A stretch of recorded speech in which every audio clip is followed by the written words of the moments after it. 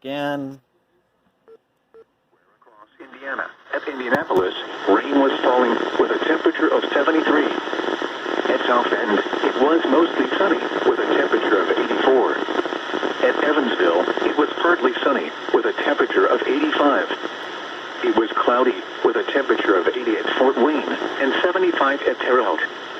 At Bloomington, rain and fog were reported with a temperature of 74. Just outside Indiana, at Chicago, it was mostly sunny with a temperature of 88. It was partly sunny with a temperature of 79 at Dayton, 85 at Detroit, Michigan, and 82 at Louisville. It was cloudy with a temperature of 80 at Bloomington, Illinois, and 83 at St. Louis. Once again, at Lafayette, it was 77 degrees with cloudy skies. This is NOAA All Hazards Radio WXK-74 in Monticello. The National Weather Service in Chicago has issued a severe thunderstorm warning for northeastern Iroquois County and east central Illinois until 5:15 p.m. Central Daylight Time. At 4:33 p.m. Central Daylight Time, a severe thunderstorm was located near Clifton, or 9 miles northwest of Watseka, moving east-southeast at 15 to 20 miles per hour. Expected hazards include 60 miles per hour wind gusts and quarter-size hail.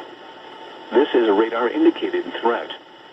The following impacts are expected. Hail damage to vehicles is expected.